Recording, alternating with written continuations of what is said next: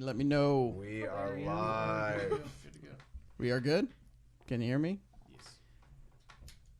What is the song I always think of? Can you hear me? Is it from Yentl?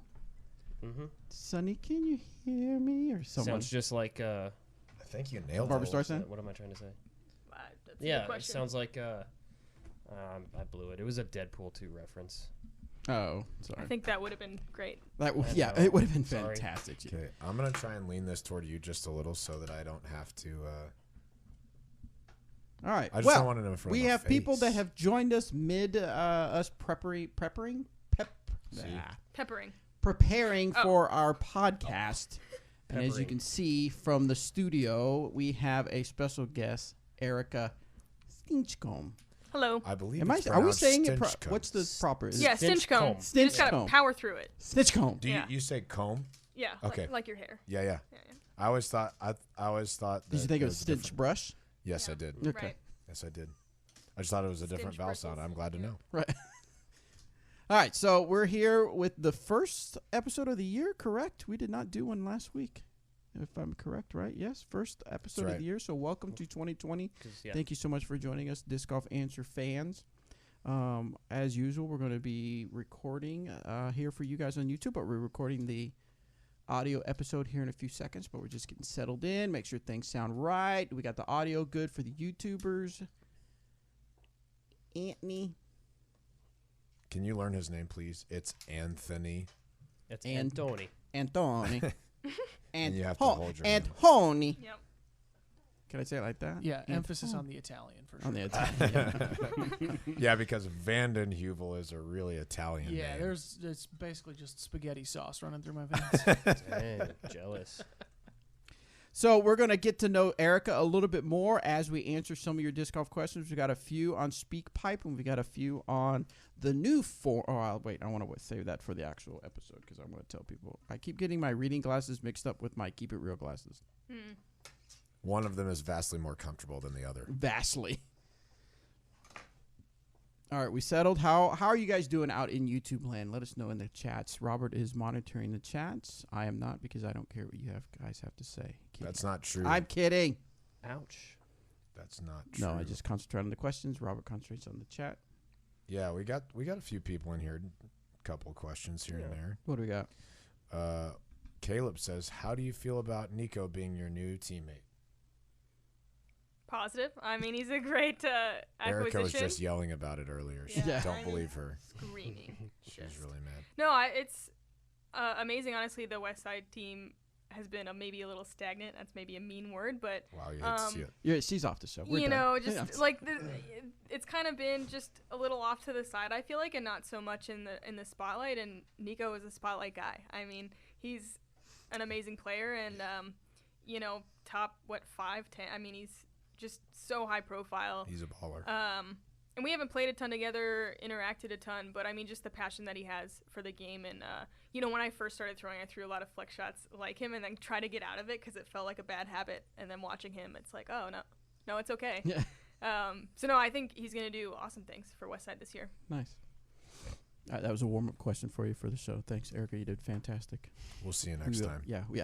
All right, cool. Thanks for stopping by. Can I It's just been fun. Drop the baby mic Drop here the and mic. get out. Use your baby-handed. Gross. All right. You guys ready to start the show? Yeah, I'm ready. All right. You ready, Anthony?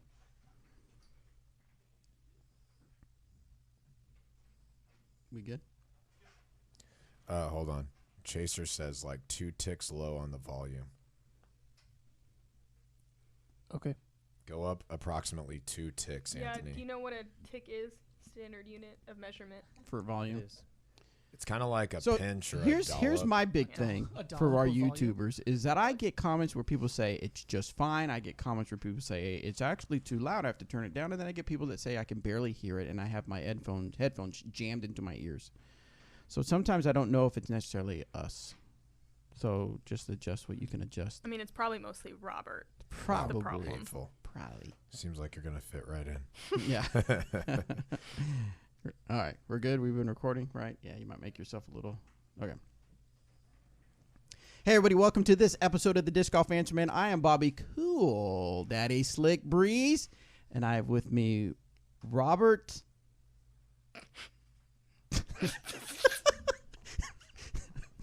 Go with what you're going to say. Well, I can't. That's what I'm going to go with is Erica's Laughing. laugh in between McCall. Perfect. You get used to I it. couldn't help it. You get used to it. Oh, Eric, So- seen Star Wars for the how many times? A couple. A couple, Yeah, McCabe. couple So, yeah, I was talking to Eric the other day, and I think I said, "Hey, what are you going to do?" I'm going to go see Star Wars Let's see again. Star Wars tonight. So- Did you like it the second time? yeah, absolutely. Because I knew what to look for. I knew what to expect, and you catch up on things that you didn't see before. So Nice. It was good. We also seen have it? a special Yeah, guest. but- Oh, sorry. Star Wars nerd. Nope. Nice. Keep going. Sorry, no, it was my fault. I didn't mean it. We have a special guest, Erika Brush Stinchcomb. No, Rude. bad. Doug's not in the studio. I know. Get the dad jokes out of here. No, we have from Team Westside Discs, Erika Stinchcomb. Where did you travel from? Missoula, Montana. Montana, that's right. So she flew out here. We're going to do some content for the Westside Discs Instagram and YouTubes and Facebooks and all kinds of stuff. Going to have a good time out here. Plus, she's doing a little shopping. Oh, man. While she's out here, she's got her tour disc Dangerous. coming out. What are some of the goodies that you were grabbing out there? Oh, some of the molds and that Yeah. kind of thing. I mean, we have access to like the tournament fundraiser plastic this year. Ooh. So I mean, there's so much hybrid stuff that I've like not tried yet. So like hybrid Explorers and hybrid Harp. I don't even know if Yeah. I'm gonna like that, but I was like, oh, that's different, right? Yeah. And yeah, I grabbed a couple of different like mid molds. I got some Emacs. I got some Warships. I got some Gatekeepers. Mostly West. It's probably half West Side, half Dynamic, and then Latitude is Nice. probably where my knowledge lacks. So not so much of that. But I'm kind of just getting stuff that I throw half of it and stuff that I think is popular that people want to see, and trying to do a wide range of plastics and just give people options and maybe see what people want. And Yeah. then, I'll restock later. So. Nice. So one of the big things for 2020 is that Erica's going to go out there full time and tour and play events. Super excited about that. Now, we were talking about it at lunch where last year you played a lot of events. Mm-hmm. So some people might think, well, I thought she was already a touring pro. Right. But this year is really being out on the road. Kind of Mhm. tell us the difference between that last year and this year. Right. Last year I was just, I was working full time. I did get 2 months off. I work like with high school sports, so I took the summer off of school. So I did have 2 months straight, which peaked at Worlds, and then I went back to work the day after Worlds. But prior to that, like the West Coast stuff, my favorite part to talk about, because it was a series of poor decisions, is like I drove my car here right for GBO, and then had maybe a week. I think slightly less than a week home working, and then takes 30 hours in the little van that I have to get to Yowzers. San Francisco. Got there at like 4 p.m. It's dark and cloudy. Practice. That's the day before the tournament. Play the Wow. tournament. Did pretty well. The next week I was at Santa Cruz and I had time to practice, and that was nice. Left Santa Cruz like the night it got done. Didn't even wait till the next day. Worked for like 3 days. Drove to Portland. Practice Blue Lake in a day. Oh, that's At brutal. like 5 p.m. again, cloud. It's like getting dark. I'm like trying to the front nine's pretty easy, and I was like, this isn't that bad. Yeah. And then I'm trying to do the back nine. I'm like, wow, it's pretty dim, and I'm in the woods. And anyway, yeah. So I finished that, and then went back for like 4 days, and then went to go play Beaver State Fling and practice both courses in a day, and then played that tournament. And I was so worn out at that last stretch. My So gosh. right, like just too much. But like I so desperately want to be a professional disc golfer, Well, yeah. right? That I'm like trying to have a foot in each world of like, well, I'm working and supporting myself, and also, I'm still like right on the brink of disc golf as a hobby versus as a career, right? Uh-huh. So I'm now excited to call myself a professional disc golfer. Like that's the difference. I'm not working full time. I got some flexible, like part-time type stuff that I can kind of do on the road and focus way more on disc golf and have multiple practice days for every single tournament, not doing that same day kind of stuff. So different in the amount of time. Gotcha. Right. Awesome. Well, we're going to get to know you a little bit more further down the road. There we got some questions we're going to answer here on the show. But real quick, we'll do a quick check-in with Eric and Robert, kind of a holiday, because like I said, it's the first episode of the year. So, Eric, how was your holiday? No, it is not the first episode of the year. Me, Anthony, and Danny did an episode. That would have Doesn't been on count. the 31st. Yeah, that was That New was Year's a Eve. year Doesn't ago. Technically, Oh, the last episode it's of so the long ago, I decade. forgot. So, sorry, Eric, how was your holiday?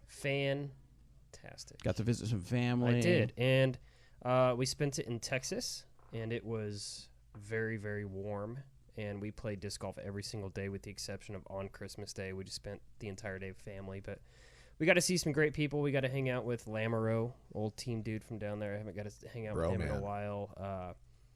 Emerson, played around with Emerson and Bucky and a couple other guys. It was good. It was fun-filled with a whole bunch of disc golf, which I haven't done in so long. It's been so long since I got out and actually played and getting to play Flower Mound, the course I designed down there 2 or 3 times, and it was overall great. It was awesome. Nice. Now, Robert, you traveled as well for holiday. Yeah, flew to Houston on Christmas Day. Shay had already driven down there, so met her down there. And then it was kind of a weird holiday for us. My grandfather had some health issues, so we spent most of the holiday with my parents in the hospital with him. He's good. He's out of the hospital now. He's still awaiting a surgery, but I mean, we got to spend a lot of time with my family. It was just, sitting in the hospital room is not anybody's ideal way to spend time with your family, nor the people in the hospital room. But looking forward to that surgery and getting that taken care of. So we were there for a little bit. Then we saw some friends from Austin that we hadn't seen, and we'd probably only been back to Austin like 3 times since we moved. And then went over to Junction, spent time with Shay's family, and the night before we were going to come back up, I had a night where I had very much congestion and just... Like traffic? Uh-huh. I like to call it nose traffic. Oh, okay. Yeah, that's now chest traffic. Oh. So anyway, I got decently sick that night, and I don't feel bad now, and I sound Great. This is Sound hard. fantastic. This is hard to believe. I sound much better today than I did yesterday. Yes, that's a fact. So I don't feel that bad. I just sound as if I am dead. Yeah. Okay. I am in fact not dead. I thought your voice was different because you're practicing for your tryouts for season 2 of The Witcher, and you wanted to be the new Geralt of Rivia. Yes, I would love to do that. Hopefully people know that reference if you've watched the show. Have you watched the show at all, Erica? Oh, No. great. It's Yeah. lost on everybody except maybe a few listeners. Yeah, You guys got it, though. That's all that matters. Right. Me and the listeners got it, so we're good. Yeah. So instead, I'm just gonna have kind of like I gargled rocks this morning. Sound for a little I bit. did tell this to Bobby, but Robert, I did end up enjoying Torchy's Tacos like 3 times on vacation. That's right. Wow. Nice. That's yeah, cool. That's how he. That's really cool. I enjoyed it too, 0 times. Yeah, Oh, right. that's- I enjoyed it one time. Wait, did I eat there one time? They opened up Maybe one we. right Oh yeah, by- we did eat there one time. We ate there one time. They opened up one right by my parents' house, Nice. so it's kind of like just one of those Like right next door. Dude. close. First Not of all, quite, but that's true. I did get to eat Torchy's once, and it was fantastic. Okay. Pablo in the chat asked if I was going through puberty. Chill on it, Pablo. Okay, my he voice did started. that like 2 years ago. Yeah, that's at least 2 At years least. ago. So thanks for bringing it up. My suggestion, if the listeners would prefer, is to just put a bunch of rocks in a shoebox and just Shake it, and then it'll be as It's if the I'm same talking thing. to you. right. The same level of content. Yeah. I was wondering how to imagine your voice, and now I have a Box a of picture- rocks. Box of rocks. That's right. Yeah. Gravel like tick maybe. rocks? You know, The like The Yeah. same smaller level of pieces. communication. Right. out Exactly. of the the same gate. points get across. Yeah. Oh, that wasn't helpful? Okay, cool. Thanks, Box of Yeah. Rocks. Yeah.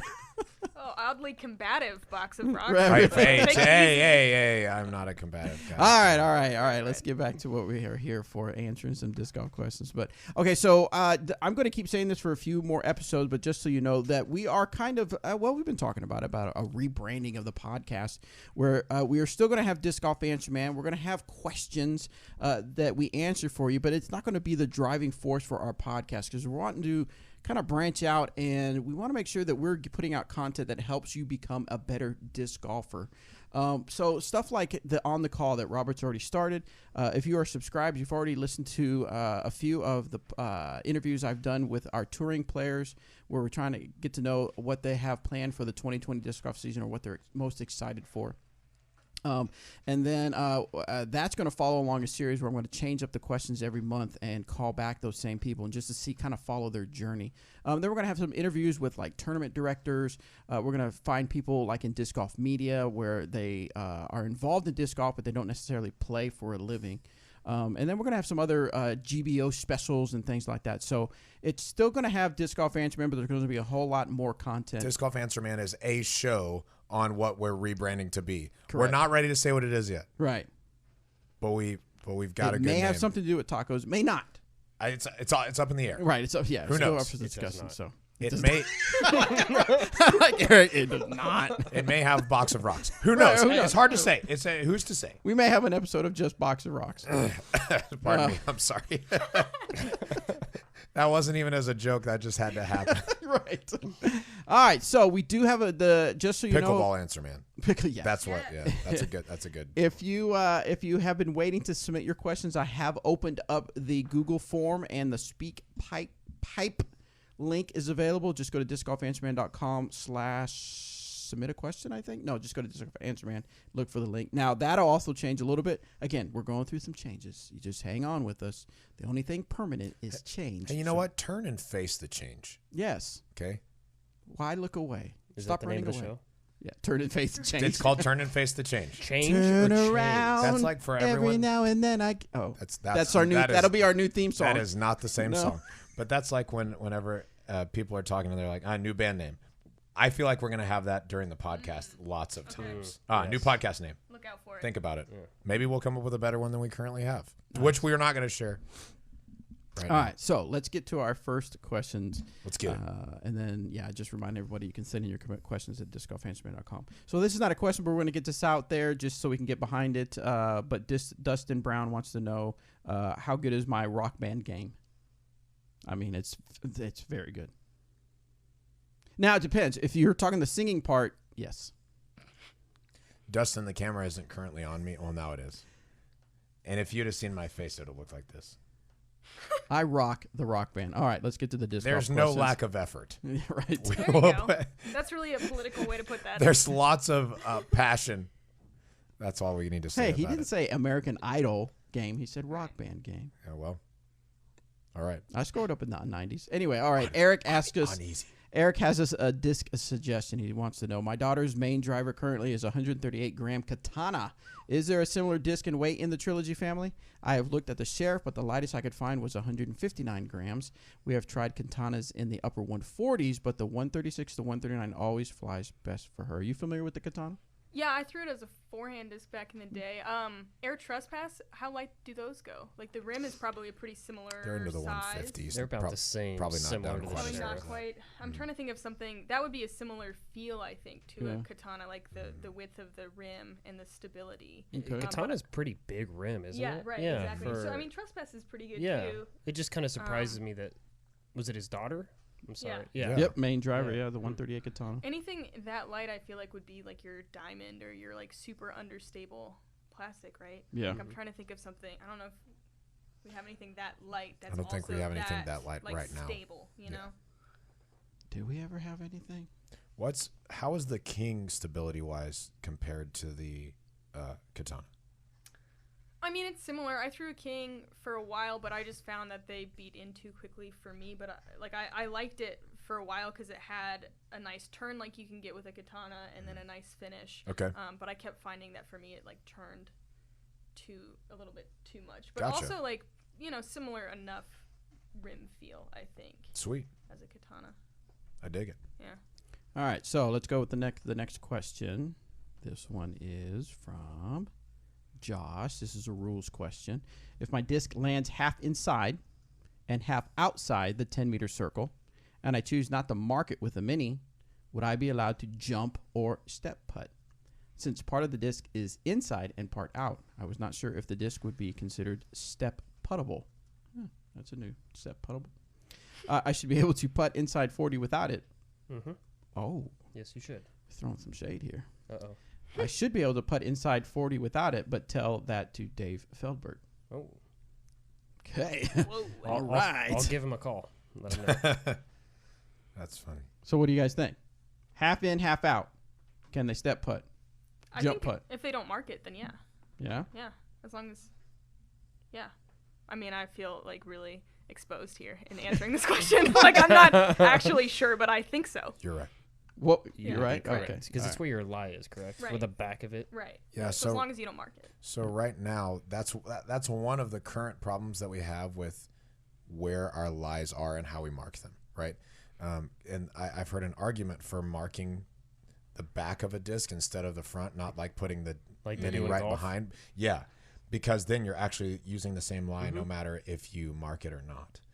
I've heard an argument for that. I would be for that just to remove any confusion. But I mean, we're talking 11 inches difference.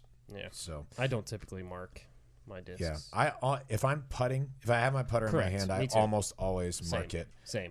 But if I was one of the, I don't step putt very much unless I'm pretty far away.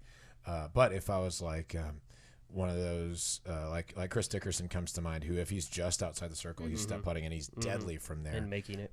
Yeah, I mean just count it. Yeah, I think not marking is in your benefit, and the rules are written to be to your benefit at this point. So, Erika, so this is going to be your first year, like we mentioned earlier in the show. This is your first year full-time touring.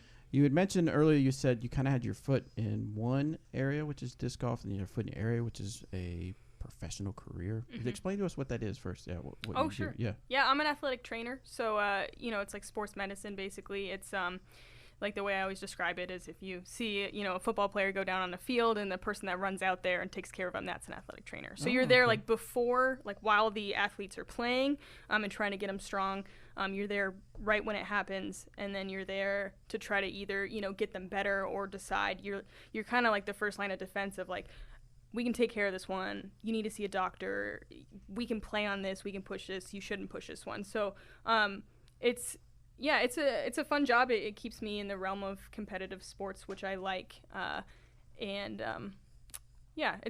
It's challenging, but it's rewarding. Was there a specific sport you did that for, or just? I did high school sports. So, I Okay. mean, like, primarily most athletic trainers are going to either work in high school or college or professional sports. Okay. And you can get into some other things a little bit, like there are some in hospitals. I actually worked at Boeing, right, the plane factory, Oh, wow. and helped airplane mechanics, right, because they're Would doing they do the same thing? Would they get hurt and everybody yeah, would I mean, run like out? those Or- guys are working in crazy positions with really heavy tools and in, Wow. in surfaces that are right like rounded or in tiny Yeah. cracks, and so like they would get injured Yeah. just on the workday. So it was a service that Boeing provided to like try to keep people like working without having to never knew send them that. to the doctor all the didn't time. know. Right, and they actually there was at the time I think 25 athletic trainers there, and I mean 50,000 Wow. people work there. Oh my gosh! Wow. Right. It's like a crazy setup. So I like that you can kind of make it what you want. If I wasn't trying to play so much, I think I'll do this later, but bring athletic training into disc golf would Yeah. be like my ideal career when I'm older. Sure. So you have a set career path you could take, but then you had your foot also in disc golf. At what point did you decide, you know what, I'm going to take a break from the athletic part? Training. I was going to say trainer. You said trainer. It's athletic trainer, yeah.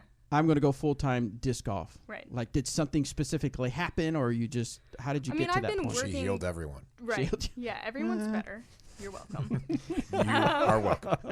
No, I mean, it's been something that I've been working towards for a while. Like, I Yeah. played my first tournament after I'd already graduated, right? And I mean, to be honest, becoming an athletic trainer, like, I always thought I'd play more competitive sports in college and then, like, didn't hack it, right? Like, didn't get there. I thought I was better than I was, maybe, but, or it's just harder than I thought. I mean, Yeah. college athletics are hard. But anyway, athletic training is almost, I don't want to say concession, but it's a way to stay in, like, this realm of sports that I love being around, but also I'd rather do the sports, right? Like, Right. I'd rather be the one in it. So I started playing tournaments as an AM, and then, like, I met Tina Oakley. Hey. And Tina So- who? I've Yeah. never Never heard of Right. never heard of this. Tina Stenitis, maybe? No. Tina Whalesax. No, still haven't None- heard. none- No, I'm none? not sure. It doesn't ring a bell. Well, you But, should get out more. I know. Yeah, I met her pretty quickly in playing amateur tournaments in like Portland area. And one time she just said, like, I think she told me she was trying to go pro, and she told me that she was going to Daisy Chains in California, all women's tournament in California on a whim. And she was like, you should go. And I was like, okay. And so I started traveling, but I was still playing as an amateur, right? But started to have this level of seriousness that I didn't really expect, but just kind of went with. Yeah. And then in 2017, I was like, this is a pretty cool thing. And I wonder if I could do this, right? And I think I was 838 rated, went out on tour. But it was just a test, right? I went for 5 months to see, is this a sustainable lifestyle for me? Is this really what I want to do? Can I face these challenges? Can I still work and make money and live? And I have a husband. Can I have a home life and have that like work-life balance and all that stuff? So it was kind of just 2017 was like the deciding year of like, is this just going to be a hobby or is this going to be something that I go all in? Yeah. So I've been working towards it since then. Nice. Very cool. Wow. So when you decided this, what were some of the first challenges that you're like, okay, I've got to get this figured out? Oh, sure. I mean, mental battles for sure. Yeah. I drive an 81 Ford, so there's like 1,000 problems with like trying to drive this old beater van around. And just going to places that you've never been and trying to figure out, like, where am I sleeping? Right. How do I shower? Like, what, I can't afford to pay for a campsite every night. So there's just a lot of maybe different issues that I didn't really expect. Like, I thought I was going to go on tour and it's like, yeah, I'm going to practice all the time. I'm going to exercise all the time. Going to get so good. And it was like, oh my God, where do I park? And where do I, how do I, it's just a lot of like mild panicking. Yeah. And I mean, the disc golf community is very accepting and amazing and supportive. So most of the time I was able to figure out those questions, but like very little planning went into it, right? So it was like a very different thing than I originally thought. So a lot of being on tour the first time was just like, what are we doing? Yeah. And I really didn't put a lot of pressure on myself of like, oh, I need to play well. Like at that point, I had played maybe like 2 or 3 FPO things, and then I was like, I'm all FPO, going all in, going on tour. Wow. Right. So it was like, who knows what's going to happen. So there was all sorts of challenges. Wow, that's awesome. Yeah. Very cool. All right, we'll get back to your story here in a minute. Let's speak pipe. If you haven't heard, if you're just listening to this podcast for the first time, welcome. Where have you been? Yeah. Also, while we're getting ready for the speak pipe question, if you wouldn't mind just liking the live stream here, that'd be great.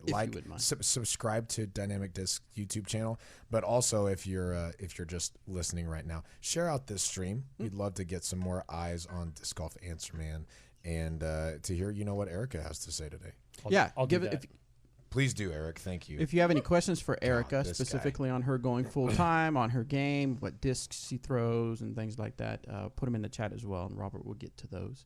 But let's get to Speak Pipe. So as we've had in the past, if you want to submit your questions via just typing it, you can do that on our Google Forms. But if you'd like to send it via pretty much a voicemail, then you can use Speak Pipe to do that, and you just find that little link at discgolfanswerman.com under the Submit a Disc Golf Question link. And we can play those on the air. So what do we got for coming up first, Anthony? This one is coming to us from Hayden. What is up, Disc Golf Answer Man crew? It's Hayden from Ohio. And I had a question about discs. So I usually throw speed 7 stuff. That's the fastest I throw. I have a Witness, which is a speed 8. But regardless, I throw only fairway speed stuff and below. And recently I was given a T-Double at my local club, which is a speed 12 disc. And it's really light, but I can actually get it to stand up and fly really nicely. And I'm getting more distance out of it than all my fairways. With my speed 7 stuff, I'm getting consistently around 260 feet. I can max around 280. And with the distance driver, the T-Double, I can get around 300. So I had a friend at my local club say that I shouldn't really use it and I shouldn't throw distance driver until I can consistently throw about 300 with the fairway at a standstill. So I was wondering if this is good advice, if this is true, and if I should follow that, or if I'm at a point in my game where, distance drivers are something to start considering and something that could definitely improve and lower my score. Or if I should just work with the slower speed discs and wait until I can throw them farther. So, yeah, thanks for all you do for the community. Thanks for your time, and as always, keep it real. Have a great day. What disc did he say was a speed 12? The T-Devil. T-Devil. T-Devil. I heard double. I heard double, yeah. T-Devil. When it came out, it was, if I remember correctly, it was a Destroyer bottom and a Vulcan top. And they had made Destroyers like that before, but I think they decided to call that a different disc. I'm almost sure that's what it is. So what do you think, Erika? He throws a speed 12. Sounds like he's throwing it pretty good. Mm-hmm. But someone told him that he shouldn't be throwing such high-speed discs quite yet. Right.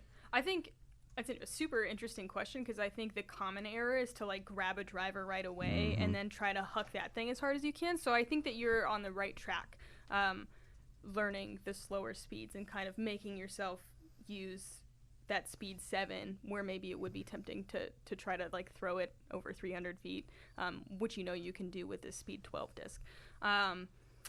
I mean, I don't know that you need to put a number on it, like of 300 from a standstill, right? Like maybe 300 from a run-up is good as long as your form is clean and you feel like you're getting, good spin and you're rotating well and you're weight transferring well. I don't see a problem with trying out a distance driver. If you're throwing your distance driver and it's not really getting much farther than your fairway, then that's probably when you know that you have some form work to do. But if there's that difference there, especially at a standstill, like I don't really see a problem with it, but I was one of those people that grabbed a distance driver and then had to go back and try to learn how to throw putters up the tee, right? So maybe I'm not the most qualified to answer that. Erika nailed it, though. I mean, I don't think there's an arbitrary number, but as long as there's a difference, that's what you're looking for. Mm-hmm. Yeah, crushed it. Cool, move next, right? Yeah, next. Yeah. Move. Come on. Next. Next. All right, let's do another speak pipe since we're already there. Anthony, what do we have? All right. This one is coming to us from Trevor. Hello, Disc Golf Answer Man crew. My name is Trevor. I'm from Colorado Springs, Colorado. I just had a question about losing a disc. So at my local course, people lose discs all the time, as they would. And pretty much every single person never sees their disc ever again because for some odd reason, this course just has that habit of everybody just keeps the disc they find for some reason. I don't know, it drives me nuts.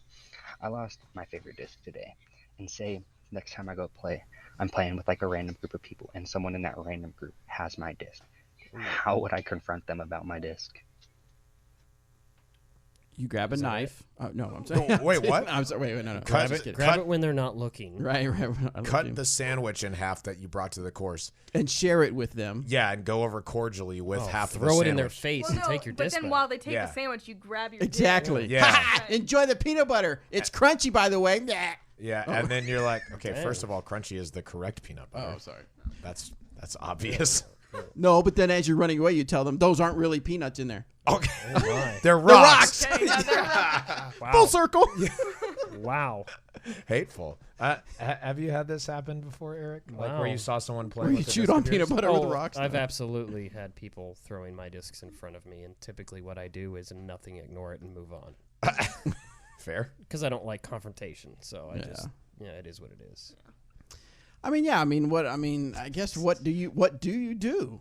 If someone's going to have of course they may not know. I mean, they would know you because they would recognize, yeah. but They may might not know. They might not know this is this kid's disc.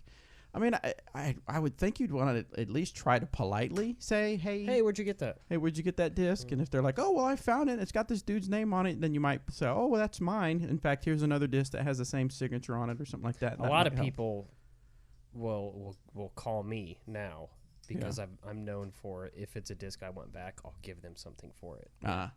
Right, you can write that on the bottom, like reward. beer Yeah. money. Yeah. Do you write anything on the bottom of yours, Erica? The ones that I really care about, Yeah. that Do you I say I feel really like care about this one? are irreplaceable. Sometimes I'll be like reward if returned. Oh, okay. So there's like incentive, and I found that I literally found a disc that said beer money, give back, and I was like, okay, man, and I try to do that when I find disc or someone finds my disc. Is like, oh, here's a little thank you, but that's really tough. I haven't had that where someone threw a disc that I knew was mine, but I feel like I'm not a confrontational person in general either. So, maybe it's awkward, but maybe they really don't know. It's like, cool, I found this disc. I don't have to pay $15 Right. to get a disc. And if you find a disc without a name on it, you're so stoked. On some level, anyone's going to know the difference. This is someone's property or it's not. So, I feel like it'd be worth just maybe pointing out. And even if it's awkward and uncomfortable and they don't give your disc back and are a jerk, then I would say at that point, Tried. then you tried, Then but you use there's the no, knife then use the Yeah, knife. right. No, then I think you just need to realize that person just has some other issues besides stealing someone's disc. Now, if it's a disc that I Just kinda- really, really want back, then I would probably say something. Yeah. So let's say it's a really nice disc. What do you normally like pay for shipping to have them give it to you, or I guess we're talking. If I see him in person, like, No. You said you have your phone number on there. No, I do Yeah. not have my phone number on there. I just Oh. have my last name on there. Oh, and then people find you. It's typically people who reach out to me through Facebook or And you usually pay it's for the usually, shipping, or? I mean, no. Usually it's local. Oh, okay. It is typically. So it's usually Emporia. Like, we'll go drop it off at the DD store and I'll have a disc there for you. Gotcha. Very cool. All right, so if you found my 2 putters that I left at the course last week, hit me up. I didn't know you Give me lost some that. porters. Yeah, I did. Some porters. What an idiot. Lost some putters.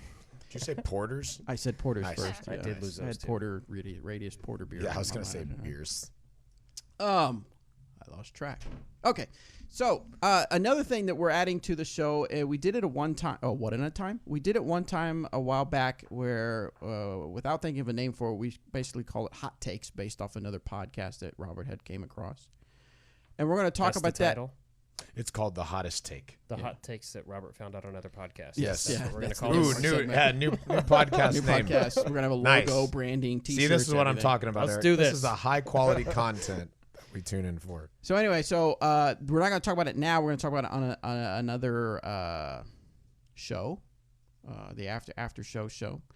So if you're listening to this, then on audio, then tune in. If you're watching on YouTube, be patient, and we will get to it. But I just want to kind of get everybody excited about it. Yeah. Do you have any questions on YouTube, Are chat? you telling Do you them want to the know what topic, the or Do you are want to you know what just the gonna tell them topic we're gonna is? talk about You have something? to tune into the after show That's to kinda find right, yeah. out Fair enough.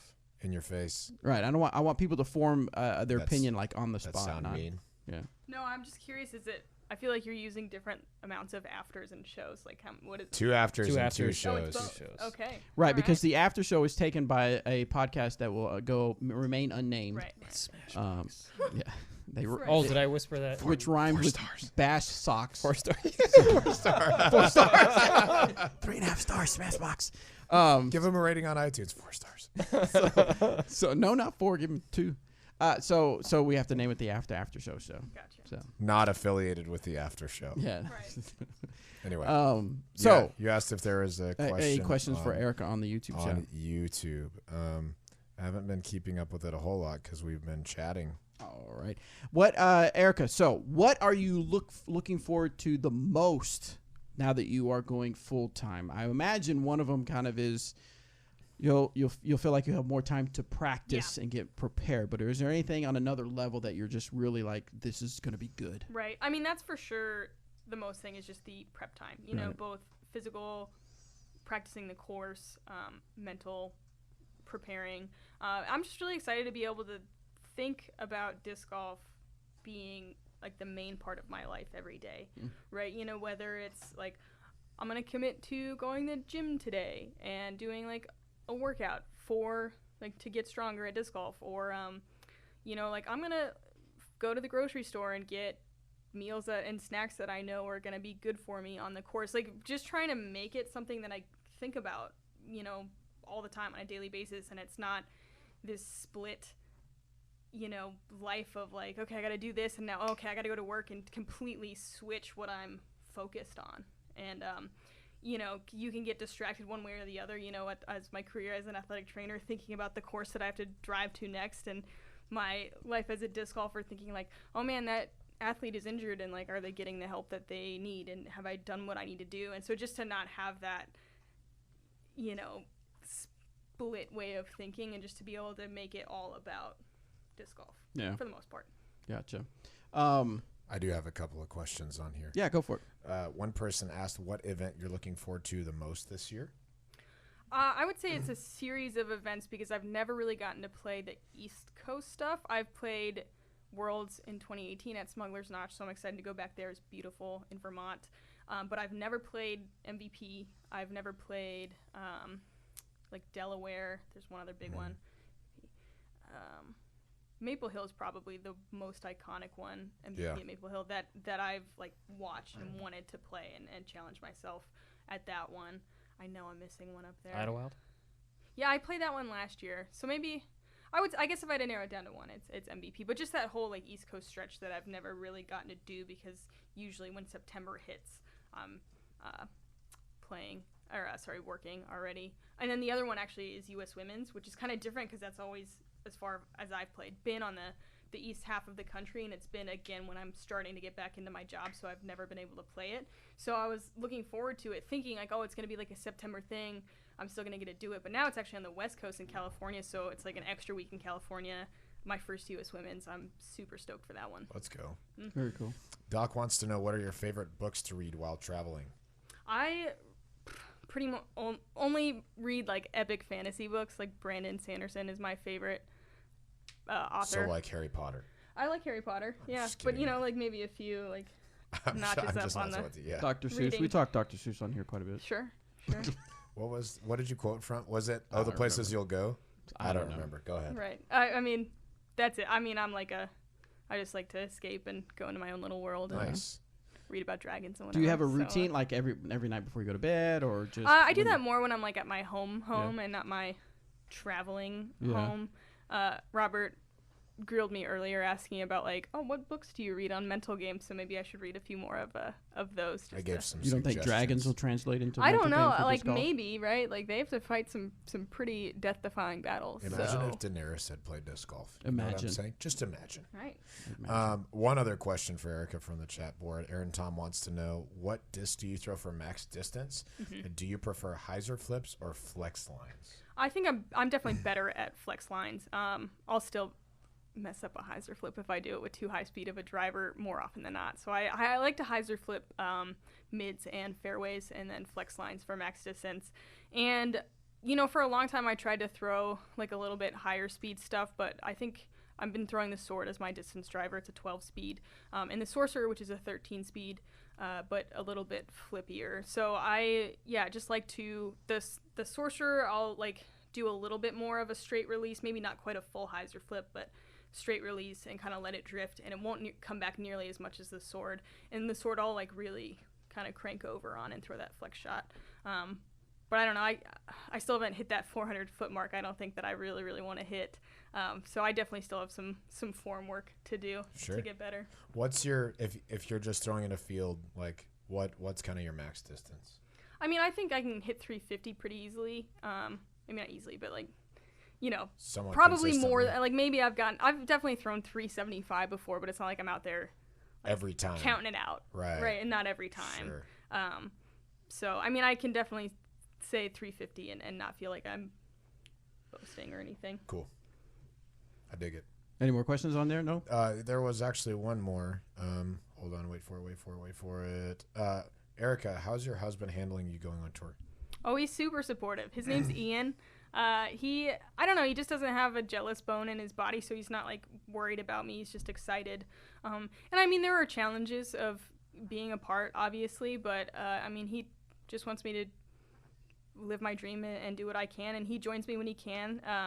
We call him Circadian, right? Like Nice. Ian, yeah. So he's super supportive. He plays casually, and he's left for like his own work and stuff like that. So we have a very, I think, supportive relationship of like, yes, we want to be together when we can, but we're supportive of each other when we kind of need to go our own way. So Sure. I feel like it's maybe not unique, but I do think, like we're good apart and we support each other, but we're stronger together. Nice. Yeah.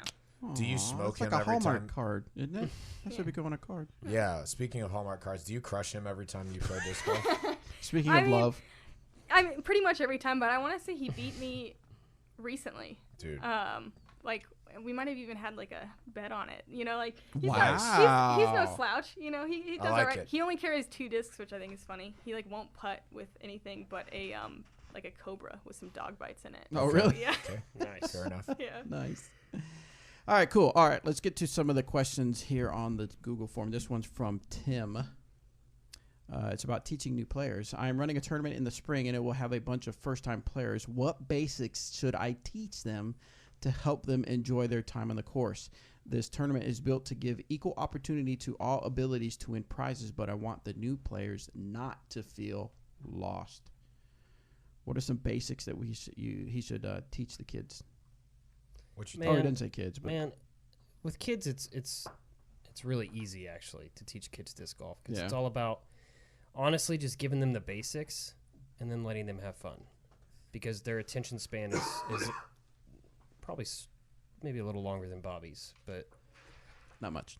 not much. So it really is. So just next question. about- Oh God, I Wait, lost. what? Lost. Yeah. It really is just about, teaching the basics, the putting, just a handful of rules. You don't want to get into too much detail, but just get a disc in their hand and let the kids have fun. Yeah. That's how they're really going to enjoy themselves. Now, what if we stepped it up a little bit, Erica, and it was more like teenagers or young adults? What would you say would be a good Sure. thing to start with them? I think kind of like that question that we had earlier of not trying to throw too fast of discs, and if you have the time to teach them, like Zoe Andyke does a really good job of, like, every time she teaches, I don't want to hit you guys, but she, like, holds her arms out in a T and talks about pulling across the chest and just giving them not too many things to think about, like, okay, you want your right foot in front of your left and you want to bend your knee and twist your hip, like, you don't want to Yeah. get way too into it, but just even saying, like, pull straight across your chest so it's flat. Because as soon as they throw the first time and it's on this high Hyzer, they're going to be like, oh, I understand it needs to be flat. So just giving them, a few, like, really key tips, I think. And again, letting them try it. Because, they're young enough and usually they're not, like, sometimes you get people that are, like, scared to try it, right? And you got to, like, encourage them. Right. But for the most part, I think, like, teenagers will they're smart enough and have the attention span to, like, get a few of maybe the more specific points and be able to apply it.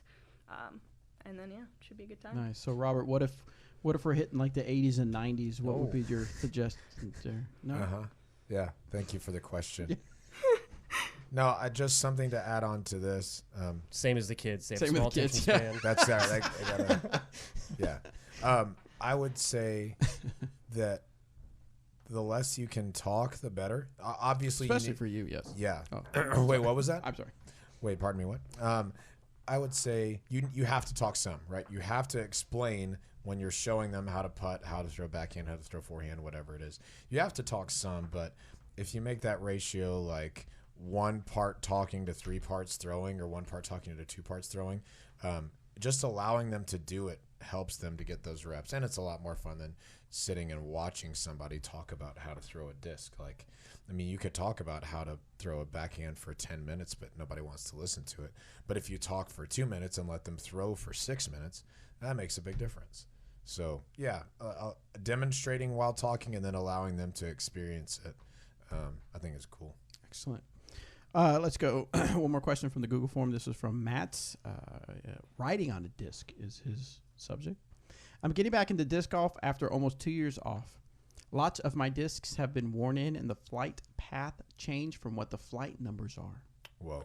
I've been marking on the top side OS, S, U, etc. to help me remember the new disc path for my throw. I was shooting a friendly round and someone in my group brought up, I can't do that. What? Is what I did wrong. The ink is standard black Sharpie. Thanks in advance. We get a lot of questions on here. Just make us react like that. It's like, what? Where did these people get these rules? Yeah, but this one isn't one of those. You cannot do that. Yeah, you can't do that. Especially the OS, S, and U. You cannot use those letters. No, you can You have to write in full sentences or not at all. You can write on your disc just about anything you want.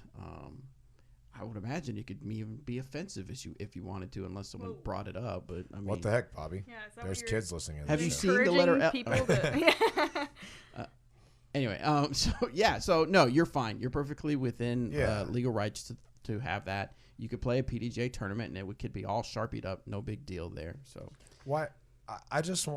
I wonder why that guy thinks that about why that would be illegal. Everyone writes their name or something on a disc in Sharpie. You have to. Yeah, like if you're playing a tournament, you have to have a distinct mark. just not the top, though. Oh yeah, it can't be the top. Or like, what if that person's initials were OS? Oh no. Oh, they can't write their initials on the disc now. Like, come on, man. What were you That's true, thinking? You can't do that. Sorry to Oliver keep it so Schmidt. real. Yeah. Sorry to keep it real, Oliver Schmidt. But you shouldn't have said that. Okay, so get out of here. all right. So another. Wait, I have one more thing to go with that. Yeah. There is a bit of a slippery slope when saying you write an OS or an S or a U on a disc, because what if, and this is probably isn't for you, but let's just say 1 or 2 throws in a row you threw it with a little bit more torque than you thought, and the disc acted more understable, now you've written you on the disc, when really it's like kind of a stable disc. And the next time you throw it, you're not throwing quite the same. Something to think about. You might not want to label a disc always as understable unless you are confident that that throw is going to be consistent. Otherwise, I mean, just, throw it and hope that it does what you want it And you just put 2 dots and now it's a smiley face. It's fine. There you go. Good point. You could keep writing on the Good disc point. after you've written on it once. In your face, Oliver. Yeah. If you are on Facebook and you have not joined the Disc Golf Answer Man Facebook group, then you are surely missing out on some help and some help for your form, help for your if you're running events, or help with taco recipes. You are missing out. But I did post something on there announcing that Erika would be on the show, and I wanted to see if anybody had any questions for her. We have a few, so if you're ready, Erika. Mm-hmm. This is from Erika. Rapid fire. Weir? Ready? Oh, yeah. Did With I a say that right? K-A-H. Yeah, that's right. Yeah. I call her Erika. Erika. She just says, "Love this girl. Get it, K-A." Yeah. I Right, imagine because it's she Kit, calls but- me K-A. And Oh, I she call calls her you Ka. K-A. Yeah, Ah, right. okay. Right. Okay, so she says she loves you, so. Love you because back. they have the same name, but it's different at the Oh, end. whoa. Did you get it? Could I you got just it keep now. explaining You got it? Yeah, could you? Because it's like, okay, so I'm sorry. Sam says, "Is the tournament sword the best distance driver or the greatest distance driver?" Wow. What's the difference? It works for my arm speed. Like, it just works for what I want to do, and I consistently get the most distance. You know, if I try to bump up to something like I like the Raider in the wind, and it's a higher speed disc, but I can't really get it to go farther consistently. So it's just what works for me. Everyone's different. S-word's a good disc. S word. Yes, word. Sam, we answered this question earlier from somebody else. Which events are you most excited to play? But he did also add, what process did you use to make your schedule for the season? Oh, sure. I mean, I just try to hit as many Pro Tours and NTs and then secondarily like A tiers as I can. So just trying to play that higher level and get the biggest pools of people to play against and the best players to play against to get better. The West Coast is pretty easy for the most part to decide. Like, I've been doing a lot of that for years now, playing stuff that's close by me. I missed some in Texas, so some of it's like personal reasons of like if I did the whole Texas swing and Jonesboro, like I really would be on the road full time and wouldn't have that chance to maybe go home and do things that I need to do at home in Montana. So I am missing 2 of the Texas tournaments, I think, in Jonesboro, which I mean is a bummer, and obviously at some point I'd like to play all those, but I've only played that stuff once, and it doesn't quite hurt so bad to miss that stuff, especially when it's a little earlier and maybe conditions aren't quite as well or as good to play in. Sometimes, I mean, it depends obviously, but you know, it's just a mix of like trying to do that work-life balance. I have to miss a tournament at the end of the year. They moved the NT tournament finale to the Music City Open in Nashville, and I love that tournament. I played it for the first time last year, but my sister's getting married, right? So you got to balance like real life stuff and family and things like that. And just, you know, some of the breaks that I chose are just chances to like recoup. I mean, the people that are out like full time, I mean, I'm calling mine full time, but it's not quite what a lot of the professional players are doing. I mean, they're grinding the whole time. They're not really going home, right? Like they are in their homes on the road. So I think it's important just to have that time to kind of regroup for me at this point. Yeah. So it's full time, but it's a little bit breaks. Gotcha. Estevan. I got no eagle powers. He was curious what did you focus on anything in particular during the off season? I mean, I'm still working on it. I used to be forehand dominant, and then I just lost it. It's just gone. Can't do more than like 200 feet. Wow. Because I got really comfortable, fairly comfortable with Hyzers, which I'd never had before, and then kind of just found myself throwing those more. And then if you don't use it, you'll lose it, right? And that's so common to say, but it's so true. So I just don't really, like, I'll still do chip shots and, you know, anything up to 200 I'm really comfortable, but anything outside 250, like, I'm not really getting there like I used to with a forehand.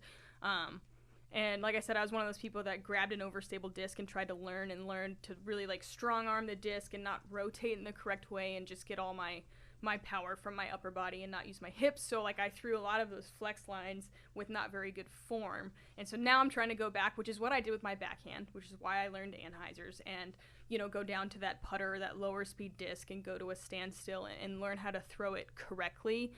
So now I'm trying to do that with forehands. Like I've never thrown Hyzer flip forehands in my life, but I'm working on it. So that, and then I'm always working on timing. Like I said, there's no reason I can't throw over 400 feet, but I'm not doing it. So, right, I'm not transferring all my power correctly. So, just like filming in slow motion and taking like shots of like, where's my reach back? Where's my shoulder? Where are my hips? And when do I turn? I love that stuff. It's fun to geek out on. So, timing and forehands. Nice. So you mentioned that you toured in an 81 van. Did you make any upgrades for 2020? I mean, maybe downgrades. It's like I'm not doing well. Like I definitely need to fix some stuff on it. And I was toying with the idea of like scrapping it and getting something a little newer. I mean, the whole van conversion was like $3,000. Right? No, like buying it and converting it. Like it was not an expensive way to get around.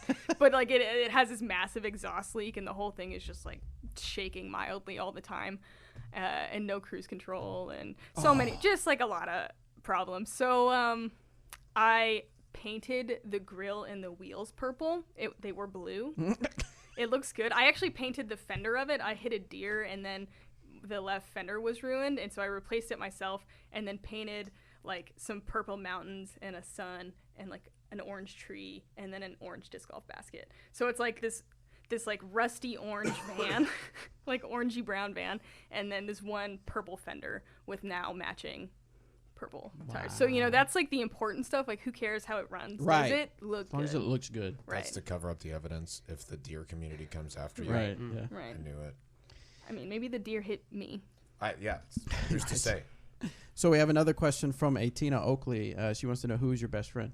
Probably Tina Oakley. I mean, if I had to pick. So. Okay. You sure? I mean, you can give you a minute to think about it if you want. That's for sure You the want to go answer. with Tina? Okay. I mean, once you get a matching tattoo, it's like weird to go back on it. This So is true. even if I wanted, no, I was kidding. Fair point.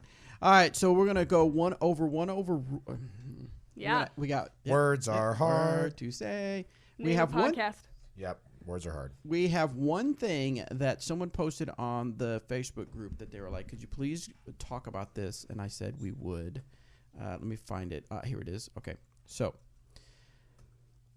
Hi, Disc Golf Answer Man crew. Recently, during a casual round, my approach shot ended up on the wrong side of a massive juniper.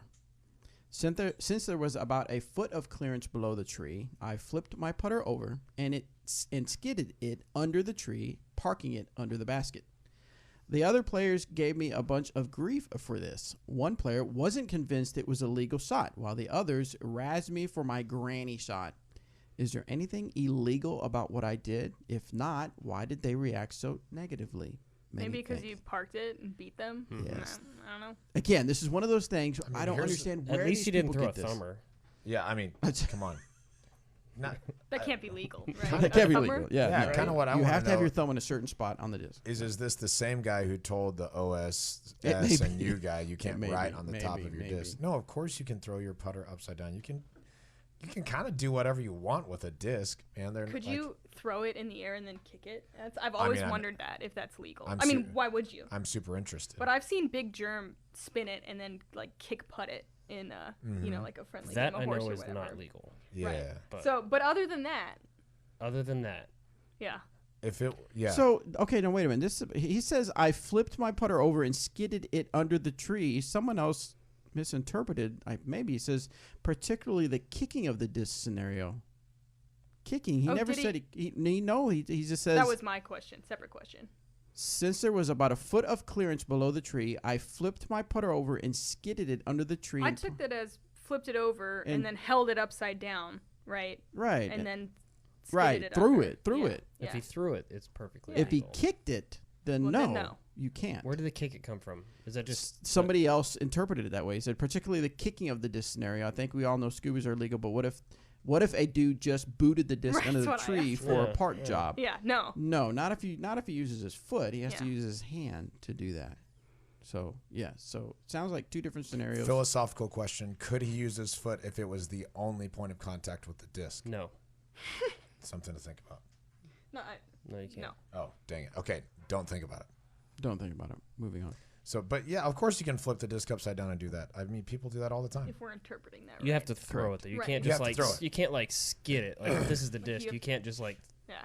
It Push has holding it. Yeah, you have to that's- hold it and Ah, throw yeah, it. There you go. Yeah, But you can So throw it maybe- into the maybe it's ground. So that. maybe he just. Maybe he did just. Maybe Just he like sh- one of these. maybe he like a shuffleboarded it. shuffleboard. Oh. You can't do that. Now, Yeah. if yeah, So then no. that's wrong. Right. So Don, if you're maybe listening, that is what happened. if you're listening, then yeah, we need more clarification. We need a demonstration. I You need can a get video. a video of Yeah. it. Yep. Show us what you did. Post it on the Facebook group, and we will accurately answer it. Accurately Or inaccurately. We don't or know. inaccurately. Make sure and either don't write on the top of the disc. It's illegal. Right. So, Erika, with your athletic not. trainer background, what are some of I'm assuming I would obviously I would think you would use this knowledge to help you perform better out on the course, correct? Sure. But what are some of the tips that you would give some disc golfers when you see them out there playing? What are some of the things you're like, oh, if you only knew, you Right. should be doing this particular thing? I mean, I think again, Seth Munsey of Disc Golf Strong has finally gotten everyone like warming up. Yeah. Whereas before, it's like, oh, we're gonna go out and I'm gonna crank out 100 throws and just cold. You Right. know, like that's not good for you, right? So I think people are generally on board with warming up now, right? And I mean, my main focus of like what I have worked is just catching injuries early, right? So there are kind of different realms in athletic training that you can focus on, but I think that's what I've done the most is like you're starting to feel this here, like we need to change this now. And sometimes it comes from changing your form and just like why is that part of my body hurting? And I will give this example, which I talked about recently somewhere, but I've been doing a lot of talking and I don't know where. But I kind of started to feel like a tricep injury, right, from trying to get a spin putt because I wanted a stronger putt, especially in the wind. And so I just went out there and way overdid it. I was at like my parents' house for a week and every day it was like hundreds of like, get in there, right? And then my tricep really hurt. And it really took a while to go away because I am aging and it just things don't heal as easily. But just, you know, I was like, well, Doesn't get any that's easier. probably, that's By the way, right. it doesn't get Right. any easier. But yeah, things used to, like when you're younger, right? It's not as hard.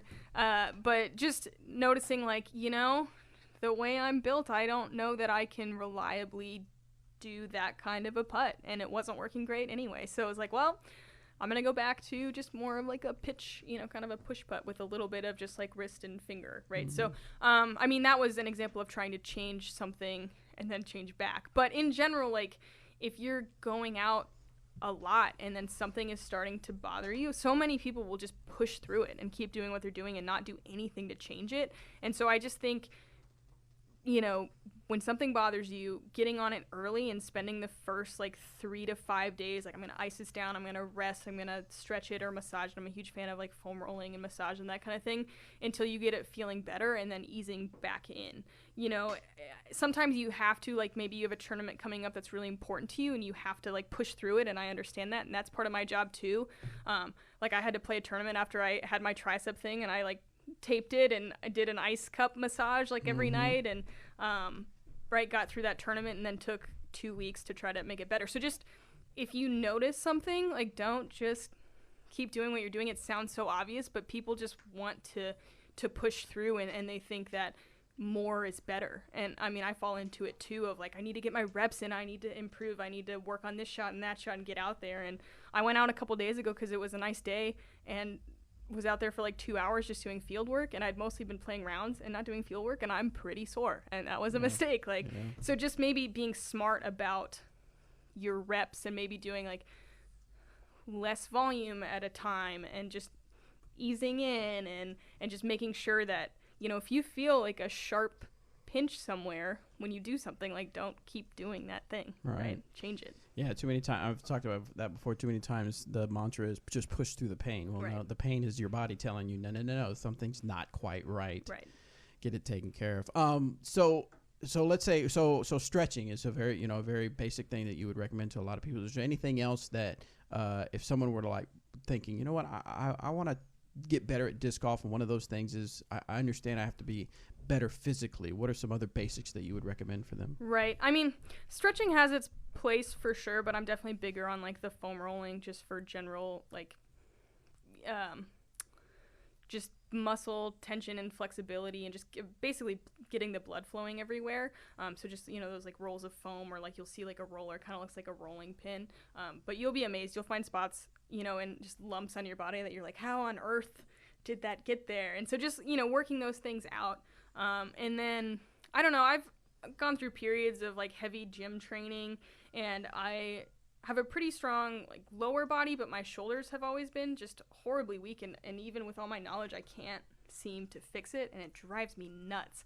But I would go to the gym and have like heavy gym periods of like, I'm gonna go every day and I'm gonna do these like really common exercises and, you know, chest presses and curls and whatever, and never really like actually improving and not targeting the muscles that needed targeting. I'm just targeting like what I already am strong in. So I think like I've been doing a lot more body weight stuff and getting into like functional movement and just trying to be strong with your own body, and a lot of challenging positions that aren't just, you know, like I'm gonna get really strong here. Like, how is this gonna translate to disc golf? It's not really. Is that not how you throw the? A little bit. I mean, you don't throw the disc like that. If like you a lay shot on the put. ground and slide it under a tree, then Right. Right. Yeah. that Yeah. motion. right. So I think just not getting too settled in any exercise routine, right? Like at some point your body's going to learn how to lift that thing or curl that thing. Whether you're using good form or not, like you're going to max out the benefits. So I think just like a variable, just training your body. I've been more sore with just the body weight training that I've been doing, like a plank, and you have to lift your opposite arm and opposite leg and not let the rest of your body move. And like I've noticed I'm finally strengthening. That's not possible. And then right, I've noticed like when I'm in a plank, I like really like to curl my head and just not breathe at all. So just like trying to look up, I'm like, oh my God, what is this, right? And it gets different muscles. So just being willing to try new things and trying to get like really smaller stabilizing muscles that are really important in disc golf, and maybe not those bigger, like prettier muscle groups. Like we don't all need biceps for disc golf, right? I disagree. I mean, Not when I wear my tank top. I need Flexibility. I mean, you know, okay, Flexibility. Yeah. That's true. All right, cool. That's good information. Thank you for sharing that with us, Erika. Now, earlier we talked about some tour series that we're going to wrap things up, but you had talked about some tour series discs that you were shopping for. Where are people going to be able to check those out, and when, do you know? Sure. Yeah. I mean, I should hopefully get them stamped this week and have them available, I don't know, next week. I don't want to put a timetable on people here, but like relatively quickly. You hear that, I will Kevin have in them. temp? Yeah. So I don't know. Figure Oh it God, out, I don't know. boys. But yeah, I'll just sell them mostly on like Facebook and Instagram. Okay. And then when I'm out on the road, I often set up with Tina and Eric Oakley, and we'll have them available like after the events that I play. And I try to be good about like on the social media saying, oh, I'm going to be at this event. And I always have discs with me like in person to sell. So, yep. Excellent. Social media. Where can people follow you? How do they find you? So America, so Amerika, my PDGA number 71262 is my Instagram, and then just Erika Stinchcomb Facebook. Nice. I'll put those links in the podcast description, so you'll be able to. You should be able to tap on that depending on your podcast app. Tap on that and give her a follow, so you can follow her story and see how she survives her first full year of being full time on the road. What advice what quick advice do you have for Eric McKay? How do I become a world champion? Veteran tour. Don't miss any putts. Oh, great. Okay. Wow. You're not wrong. I mean, that's. It took you a while to learn that, but good. It did take me forever, and I only did it once. Yeah. So. That's very cool. Yeah. Erika, thank you so much for taking the time to be on the show here. We really appreciate it. Thank you guys for sending your questions. Keep those questions coming in so we can keep the Disc Golf Answer Man podcast alive. If you're on YouTube, hang tight. We're going to do the after show. We're going to have we got to think of a name we're going to debate over a disc golf debate. No. Oh, we're going to debate? Yeah, debate over this particular question, or at least just kind of talk about What it. if we're all on the same page? I know. Well, I thought I was going to throw some curves on it and see what happens. So, anyway, if you're listening on the audio, make sure you are subscribed so you can download that next episode that we have, and another episode of On the Call that Robert recorded earlier with Erika Stinchcomb. That should be out very shortly, I'm assuming, so we can just push that out probably Friday if I can get that edited, and we'll be good to go. So, and subscribe, give us some rating and review on iTunes or your favorite podcast app. 5 stars. That helps us get discovered when people search for disc golf stuff. Anything else? Any parting words from anybody? 5 stars. 5 stars. 5 stars. Thank you very much. All right. Thank you, guys. We'll see you on the next show. All right. So, Erica, this is where we take a quick break, but we are still live, so don't start cussing like a sailor like you normally do. No, I'm playing. And then we take a little break, and then we start recording the after show. Okay. All right. So, did we have any other questions pop up in the chat that we could get on the after? Not just yet. Okay. I mean, not of any consequence, really. I have a question that is of very much consequence. Yeah, let's get it. Oh boy. Why can you not slide a disc? The rule book says Here we go. a throw Maybe we can is the debate that. propulsion and release of a disc in order to change its position. Each throw that is made as a competitive attempt to change the lie is counted. Okay, wait. We'll talk about that when we actually record because I want to get the thoughts on because we can do kind of a follow up. All right, you guys ready for the after show? What was the question? That I was going to ask. It's on the chat. The OB, something with OB. Standardizing OB. Oh yeah, that's right. Yeah. Let me copy and paste it so I have it. All right, share on my notes. On my notes. Hanging in there, Erica? No, I'm gonna go. You're gonna go. If you would, I know it's kind of hard to remember, but just make sure that you got it. Yeah, you I'm gotta trying half the time. I know. But Yeah. Baby Mike makes it hard. I know. Yeah, I think it's hard because her mic is different too. You're different. Oh, thank you. Hey Oh, man, wait, that was good. be your own person. Yeah, that's like a really nice thing, actually. Might be the nicest thing you've ever said to me. Or ever will. Well, I mean, it had to happen at some point. I'm just glad it was live. Brutal. All right, you guys ready? Yes. Yeah. Hey guys, welcome to the after show here with the disc golf people. That's Nailed it. We still have in the studio special guest Erika Stinchcomb. She's going to join us as we debate over. We actually have 2 things to debate now. In our Disc Golf Answer Man episode 297, a question came up about a gentleman threw his disc under a tree. We initially thought maybe he just threw it and it slid under the tree, but then we thought, well, maybe he flipped the disc over and had it like skid across the ground near the basket. And if we said, no, you can't do that. But Anthony, why are you saying that should be okay? I'm not necessarily saying that it should be okay, but now he's backing take a off. stand. Yeah, take a stand. Stand for something, Anthony. No. You're supposed to be different. Or you'll fall for anything. No, I just don't immediately disagree with it like you guys did.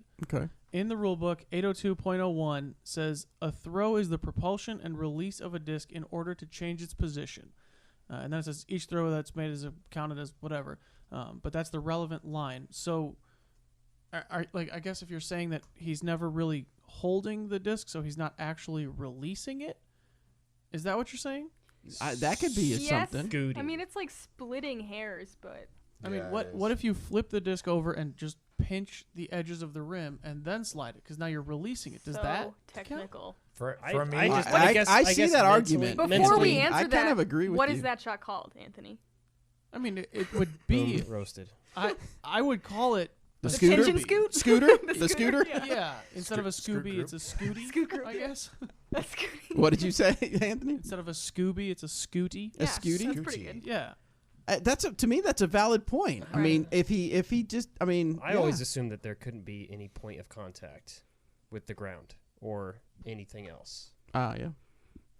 But See, I mean, could see that sure. you could make an argument that that's now a point of contact in front of your lie. Mm. So would it be a foot fault then? If it's Whoa. touching the If it- ground and you're touching it? Yeah. Whoa. Interesting. So, but not if Look you at Anthony release playing But it if you're before holding- you're I know. making- yeah, let's say if I'm you're playing holding both it, sides, so I debating always yourself. come out yeah, on top. dude, self debate. It's like what is the Spider-Man meme? Yeah, he's pointing. Oh yeah. But if you're holding the disc like an inch above the ground in front of you, and then you just flick your wrist and Well, it flies for even like a millisecond, then that's legal. Right. Sure. 100%. As long as he picked it up. Yeah. Wow. I think we should get better at saying the word scooty more often. Yeah. Scooty. No, you need to overpronounce the T. Scooty. Scooty. Yes, Scooty. Thank you. We got to get the PDGA rules committee on this one, guys. Scooty. So, all right. So the actual topic we were going to give our takes on. Give our takes. No, that's not a good name. I'm trying to think of a it's name. not. Yeah. All right. So here's the scenario, and we're going to debate it or talk about it. All OB should be standardized. Well, let me preface this by saying that not all the time, but we have gotten questions in about OB, whether things are OB. I've been at professional tournaments. Obviously, all of us have been on the board here or at the studio, been at professional tournaments where a disc is right on the line, and there's a debate whether it's OB. Now, I'm not talking about something that's clearly, Then but you're I'm in bounds. Huh? Go ahead. And there are different ways to mark whether something is OB. You've got painted lines, you've got string, you've got where there's poles that are about 5 feet apart, and so you've got to have an imaginary plane to kind of figure out if something's OB or not. And I would say every year at least, probably even more than this, 6-7 times, there's a debate live or on some video whether someone's OB or not, and you get the frustrated players that saying, it should be this. This needs to be standard, this, whatever. I know we get it at the GBO from time to time. So the debate we want to talk about is that that OB should be standardized, and it should be all painted lines. So if that were the case, how would you argue against that? All right, so, well, first, I think you need to say why you think it should be painted lines. All OB should be standardized, and it should be painted I think lines. it should be lasers, and if you walk across it, then it cuts your leg off. You're welcome. Okay. That way you stay out of the OB. Problem solved, right? Yep, exactly. You're going to lose some discs, Bobby. That's true. Why is my disc in half? Shoot the lasers. Play the bigger half. Shouldn't have thrown OB. Should have thrown it OB. Play the bigger half. Play the bigger half. Hey, that half is in bounds. Okay. Well, no, why do you It's think half melted now. Do you think that it should be paint? Is that the stance you're taking? I haven't taken a stance yet. No. Okay. What do you think? 'Cause Man, let's start really, off with it. It's you're a really course designer. difficult. Well, this has really not a whole lot to do with the course design, but it comes more down to tournaments and being a TD and running events. Yep. And me being the person that does paint majority of the OB for GBO. Sure. Miles and miles of paint. One thing that is a challenge with paint is wet grass. If it's raining, Yep. the weather leading up to the event, being able to, if it's a 4 or even sometimes 5-day tournament, being able to have to go out and retouch the paint as well.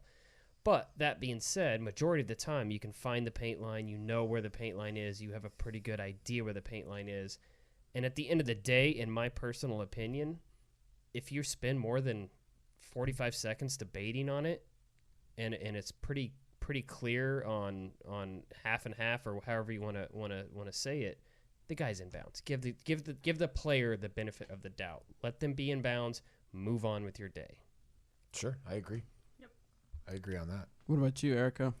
I mean, I think standardizing it is a good idea, but maybe having like a range. Like some of these higher profile tournaments have suggestions of like which baskets to use, but it's not all you all have to have this particular basket, right? But we want higher quality baskets that aren't 50 years old or whatever. That probably doesn't exist. But, it's like Well, they maybe exist. suggestions or ideas of like, well, maybe try to do these X, Y, and Z things, whether it's stakes that either have a string or you give each group a string, and I've done that where like the front of the stake you draw, or you bring your twine and you do in front of the stake, and then is it on that line, and just like clarify, like sometimes it's the back of the stake, I think, and I hate that you question. never Is the know. front of the stake or hate the back that, of the yeah. like? Let's get everyone doing the front of the stake or whatever. I don't care, the back of the stake, it's fine, but that would be nice. So maybe just getting everyone more on the same page. But if you say all painted lines, like what about if there's a really clear sidewalk that's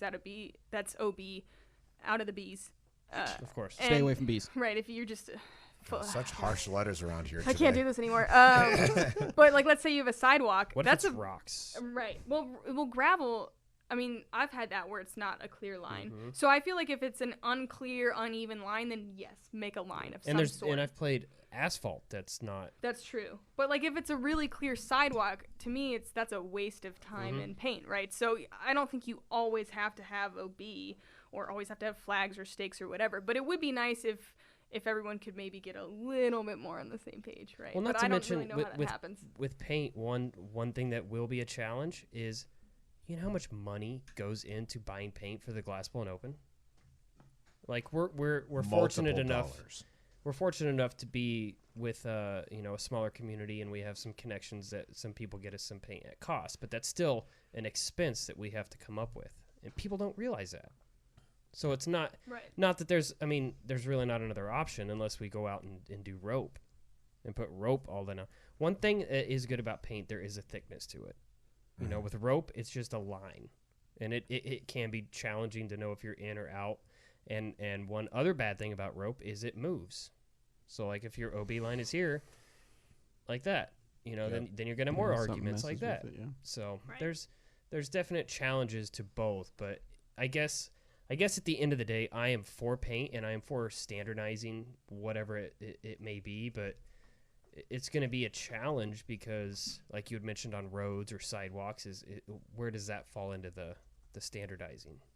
So, what's your stance, Robert? So it's been standardized, and now it's PDJ says you must paint all your lines, your OB lines. I'm good with that. Really? Yeah. What about here's my thing when I see sometimes like blades of grass, and you'll see some blades of grass will be hanging out. Can I tell you what my favorite OB is? Like on a sidewalk. My favorite OB marking. Yeah. My favorite OB marking is stakes. I love without stakes. the line. I could go without the line. Oh, I hate that. Wait, without the string? I love it. As long as they give you a string. Horrible. I love it. I love it. They have to provide stakes are the best. As long as you have a string. I think because they look clean and they're visible from a long way away. Here's how they look. Not always. I'm just saying that's what I like the most. So then you've got to like what if the stakes have been there for 2-3 days last year and they're Do you not recall? Oh, I recall. What happened at Toonie? I forgot. Well, I was playing on a card at the Toonie, in Finland, and I was playing with 3 gentlemen that I'd never met. All 3 of them didn't speak English, but spoke, I don't know if it was Finnish or where they were from, but they were all on speaking terms with each other, and I'm just kind of out here by myself. And we get to a hole that has OB lined with stakes, like Robert prefers. And death stare. So I throw a shot, get up there, and I'm like looking at it. I'm like, that looks close. Like, I think if it was me and it was one of these guys, I'd give them the benefit of the doubt and move on. And they're in there, they're talking to each other, whatever. I don't know what the heck they're saying. And he looks at me and goes, "You out 1 millimeter." And I'm just like, what?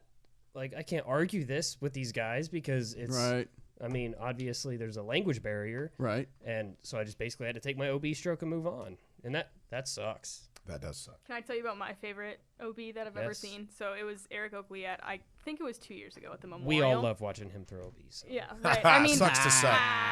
But it was this crazy hole. I think he had to do 2 provisionals because no one was sure because it was a hole that had one of those OB like walls, but they also had a painted line, and the line didn't match the walls. Right. This is on, I think, Central Coast Disc Golf, and so the line right where his disc. So he was outside the wall, right, but the line like came out and was touching the disc.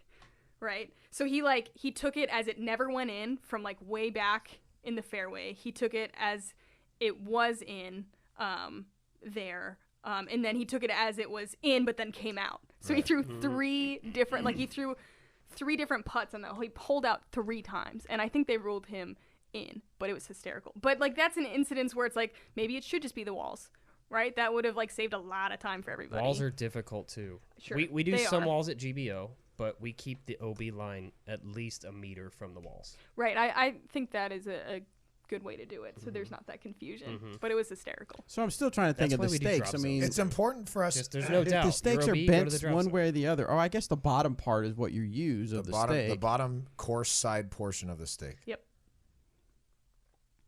What if it's like so close, but like your perspective, depending on where you're That's what standing, you just like Then pull you're it out by across. then you're out by 1 millimeter. Obviously. 1 millimeter. If it's Eric, he's out. Everyone else can be. Yeah.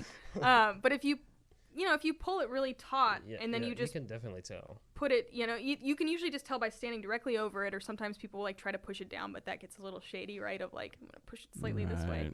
But I don't know. I'm on Eric's side of like, if it's so close that you can't tell, then Benefit to give the player. benefit to the player. All right. And stakes are great, but they have to be done correctly. That's true. How many times have you played a course what if and it's seen- rounded? What? What if it's round? Like the OB is rounded around. Yeah, so you go from stake to stake. It's a straight line. Yep. Straight line between stakes. How far are the stakes from each other? What if it's a pretty? So you haven't chosen a side, but you're obviously anti-stake. I'm definitely. Finish what you're I'm saying. a vegetarian. No steak. So let's say the curve is like I can't think of the word of it's like really. Like a Semi-circular. semicircle? Yes, it's like a really carousel? narrow. Right, It's sure. like really narrow. Harness the Am I gonna have energy, to put a block out the stake every bad? 2 feet to make sure you have a straight line? Not every 2 feet. You can probably put them like every 3 inches. 10 or whatever. I don't know. How would you? What? Bobby, I need to draw Oh my God. something. it's. You're talking Okay, about so a let's circle. say the disc golf answer man Okay, is great. OB, right? Oh, Okay, damn, great. that Is the sucks. OB line inside is OB? Okay, first of all, it's always That is a inbounds. really small island. Yeah. So let's say this is the OB. Okay, got You it. definitely want to be OB from this. Yowzers. So Sorry, I was too busy winning bets, Bobby. I'm sorry for your audio listeners. Turn I'm it holding toward a them disc. and I'll get it. The audio listeners? Turn it toward the yeah. audio Yeah. listeners. I'm holding a disc, and so let's say this is the inside here is OB. Right. I'm going to have to put it. Bobby, turn it 90 Everywhere. degrees Turn towards it the so, camera. turn That it so camera. they can. No. Oh, that. Yeah. Do it I'm the going to other have to way. put so many stakes to make sure, because if you put it 10 feet apart, Around what corners, if this yeah. is 10 feet apart? Around corners, you do have to. Put Yeah. Yeah. Well, then that's a straight line. That's where you go from. That's the straight line? That's the OB. Your OB Straight would across just there. The OB, Bobby. When it stakes, it's stake to stake. Is it's, the OBs. It's like when That's when why you have paint when you would have be better stakes. in that In that scenario. When you scenario. have stakes, it's like Right. connecting the dots. So That's why I it's say not going paint- to look super smooth. Yeah, your I OB s- would be like a hexagon Yeah, rather than Yeah. a circle. Right. Right, but they'd have to be tight. Depending on how big this OB is, you'd have to have many stakes or not a lot of stakes. It would just depending make on it how much harder to tell. Right. They could be And 100 feet stakes, apart. They sometimes That would can be my look argument good. against stakes. Okay. Are you ready to hear something which about? which is painted lines would make more sense. Are you ready to hear something What about painted these stakes? hot Ooh. takes that we're going to be talking about? Part of the deal for this is that we want to hear what yeah. you guys think. Okay, so a lot of times we're going to have things on the show that we're going to start off and say all OB should be standardized, and I think it should be paint, and I think it should be flags, and I think it should be stakes. I think people should not throw OB. I'm not sure I'm going to tell you if I actually I wonder if believe they'll the take thing your I'm stance. arguing for every single time. Can I'm going to say a comment before it disappears. It Go. says, I think Mr. Drew, it disappeared already, said that Bobby isn't anti-stake, he's anti-Robert, which I agree Well, with in that's- this scenario. Yeah. So maybe that's what we should be talking about. That's not news to anybody. It's but out. It's out. Yeah. Wow. But what I'm saying is, I want to present a side of the side of an argument Well, that you did very poorly. that might not be said. I'm not sure if I agree with it all the time, but Oh, I got you. but it wouldn't be very much fun if we just If we sat all here and said the same agreed. We thing, say, right, hey, right. all of these should be standardized and it should be paint. We'd be like, yeah, and then on to the next thing. That's not much fun. right. So it's up to you to decide whether you think we actually believe that or not. But let us know in the comments or on the Facebook page I got you, yeah. what you think OB should be, because that's what we want to know. That being the case, I'm going back to my original stance of lasers. Let us know if those are appropriate. I mean, you'll know because your disc is or cut in half, or your leg is seared off. These are the facts. These are the facts. Definitive. All right, so that's our topic there. We're going to post this on Facebook, our Disc Golf Answer My Facebook group, and allow you guys to debate it as well. I'm sorry for your OB call in Finland. Yeah, sorry, dude. He's I'm He's out of here. I don't remember, but I don't think I think I only lost the tournament by 1 or 2 strokes. That Two sounds two right. or 3 strokes, I think. So it's not like I lost the tournament because of 1 millimeter. Was it? How many rounds was out there? 3. Well, what round was that? That was round number 1. Oh wow! Yep, so on the that's- golf course. Wow. No, not the golf Oh course. Hot start. no, No, it was the because I didn't play the golf course. No, I did. Golf course was my second round. Oh, okay. I thought that was the first. Okay. That was my second. Cool. Because you guys were there for my second round. Yeah. Cool, man. I don't remember that. I hate that. I don't remember it. 1 millimeter. You don't remember what? I don't remember walking. Did we walk around with you in the round? I walked around with Eric. Yeah, I have a video of it on me my walking Instagram around of the Ballista Pro that I mashed. Crunched. It hurt. All right, guys. Thanks so much for tuning into the After Show and the Hot Text. We really appreciate you. Remember, subscribe so you don't miss an episode of our show. Lots more of really good stuff we're going to put out to help you become a better disc golfer. Follow us on Facebook, follow us on Instagram, follow us on your favorite podcast app. Follow Erika at America, AMERIKA 71262. Follow her journey and her story as she takes on disc golf and goes full time and makes a splash in the disc golf world with her 81 van. And rate her 5 stars. 5 stars. Rate her 5 stars. 5 stars. Just give her a Erika. follow. 5 stars. Thank you guys for having me. All right. Thank you guys. We'll see you. Bye, guys. Oh, pardon me. Bye.